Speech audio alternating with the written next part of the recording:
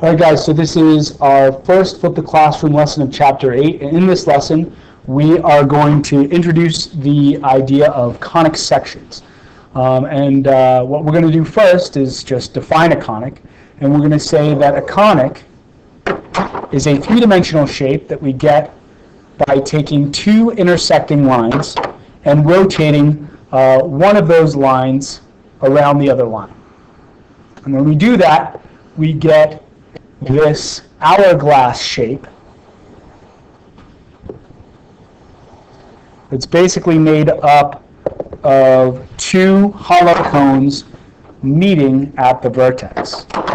We call the line that we rotate around the axis of the conic, and we call the line that we rotate the generator of the conic.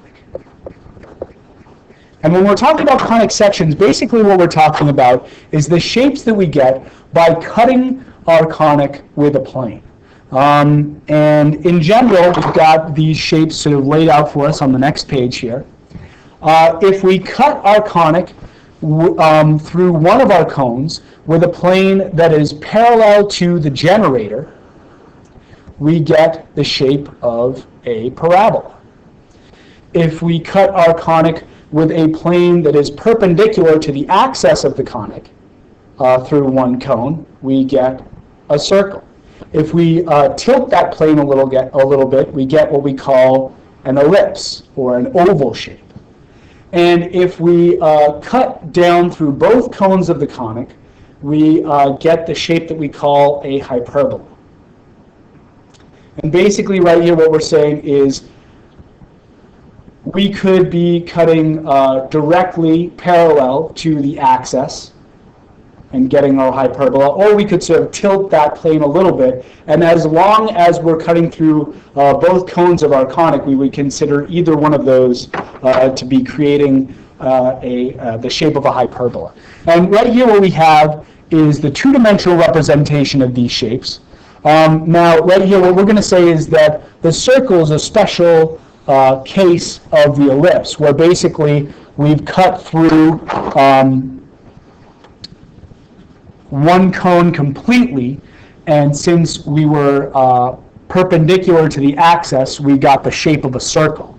But in general, right here, what we're going to say is anytime we cut through one of the cones completely, we're going to call it an ellipse, and a circle is just a special case of an ellipse. So right here, what we're seeing around these conic sections are definitions of the conic sections as what we call locus. And what we're going to say is that a locus is a way of defining a shape as a set of points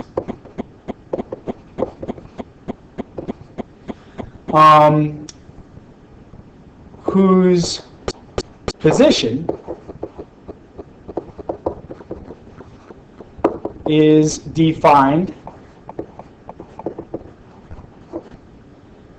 by a condition. Now, the easiest and most familiar way for us to think about a locus is in the definition of a circle. We say that a circle is the collection of all points that are the radius away from the center. So the condition for all points that create the shape of the circle is that they are a length of the radius away from the center of the circle. If we look at the parabola, we can say that we can define a parabola as a locus by taking a line and a point not on that line. We call the line the directrix, and we call the point not on that line the focus. And right here what we can say is that a parabola is the collection of all points that are equidistant from the focus and the directrix, where we define the distance between a point and the directrix as a perpendicular from the directrix to that point.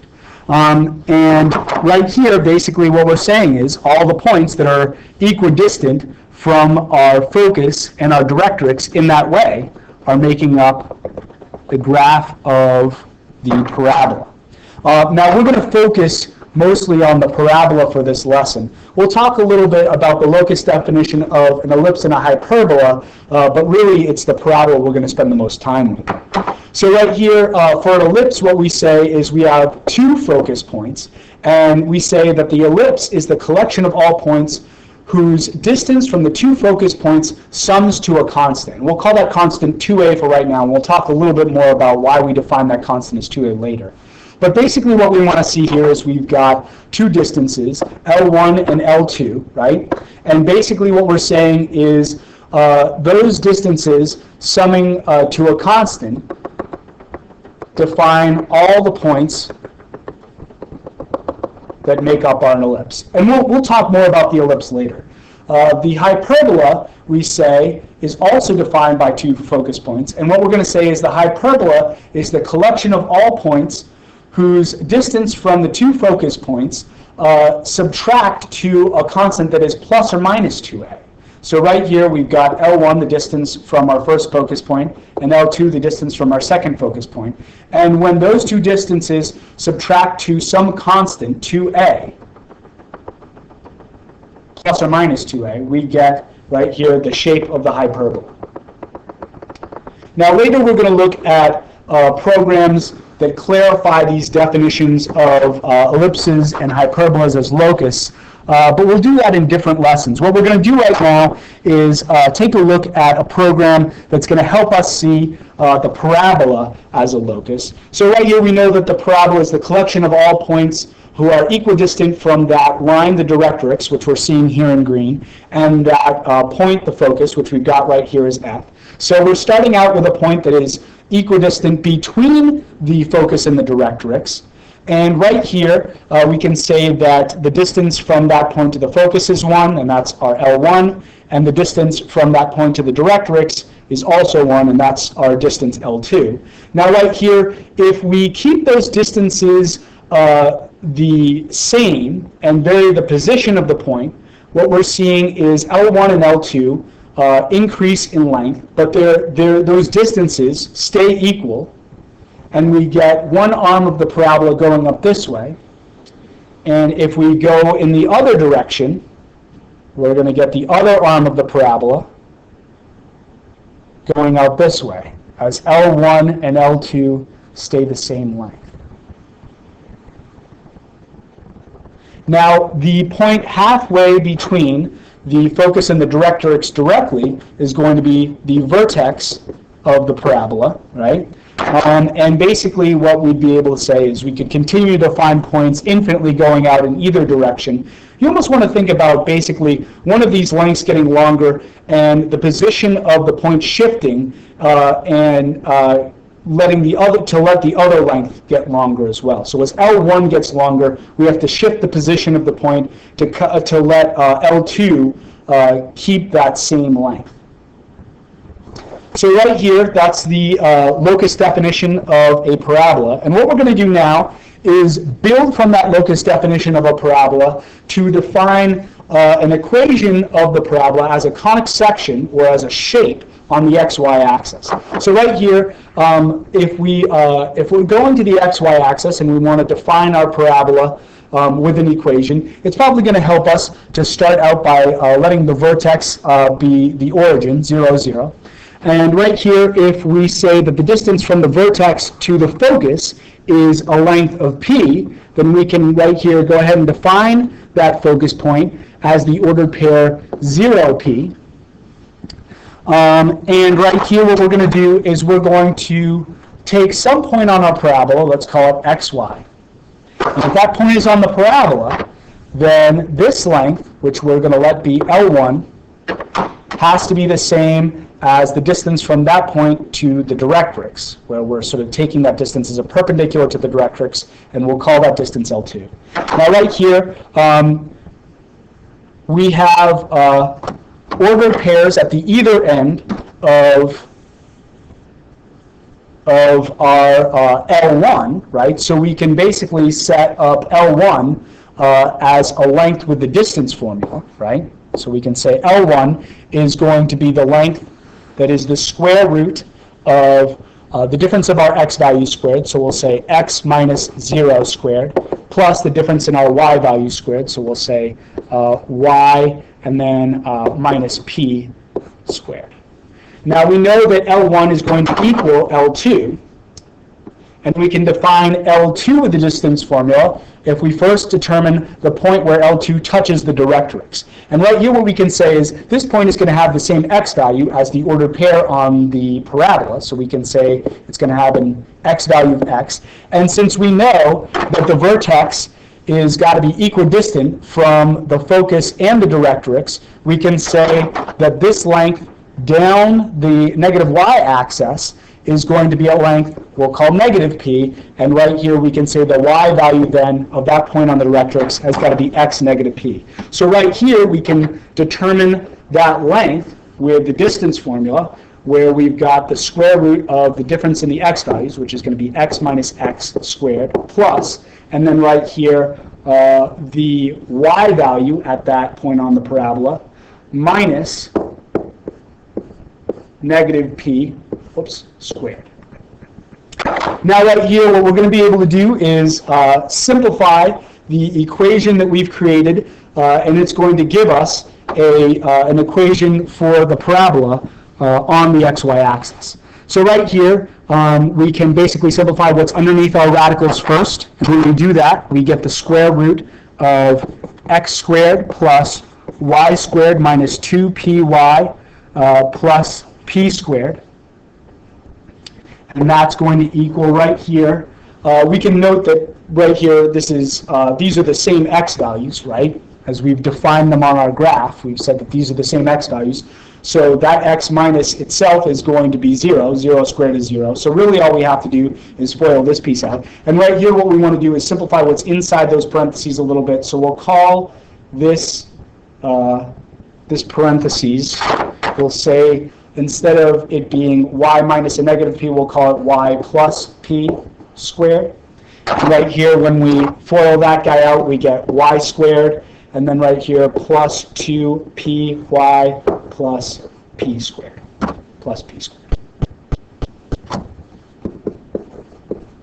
And so at this point right here, what we can do is square both sides. And when we square both sides, we get rid of our square roots, and that's going to give us x squared plus y squared minus 2py plus p squared equals y squared plus 2py plus p squared. Now right here we can get rid of our y squareds by subtracting y squared from both sides, and that's going to cancel out our y squareds. We can do the same thing with our p squareds. Subtract p squared from both sides, and those guys are going to cancel out. And what we have left then is x squared minus 2py equals 2py. And when we add 2py to both sides, we get the equation x squared equals 4py. And we're going to say that this equation right here is standard form for the parabola as a conic section on the xy axis. So we're not talking about standard form of the parabola that would be or the polynomial that would give us that parabola. What we're saying is this is standard form for the parabola as a conic section. Now right here, this form of the equation that's defining our parabola is really just a manipulation of the form of any parabola. So right here, if we had, let's say, y equals x squared, which is of course the parabola that we're first introduced to, what we could take note of right here is that actually we could sort of think about this as being of the form x squared equals 4py if we said that we had x squared equals and then 4 times 1/4 y. And now what we've got right here is the y value, or I'm sorry, the p value of 1/4 that determines the position of our focus and our directrix. And remember that our focus and our directrix are defining the shape of the parabola, or defining the parabola really as a shape. And so right here, that's partially the reason that we sort of consider this standard form, is because it's the form where we can most easily identify P that defines our parabola as a shape by sort of telling us where the focus and the directrix are. Since we know that the focus is that length P away from the vertex, and we know that the directrix is that length of negative P away from the vertex. All right, guys, so that's this piece of our lesson. We're going to stop our video here and talk more about parabolas as conic sections on the XY axis in 2 more videos. So we'll see you guys in the next video.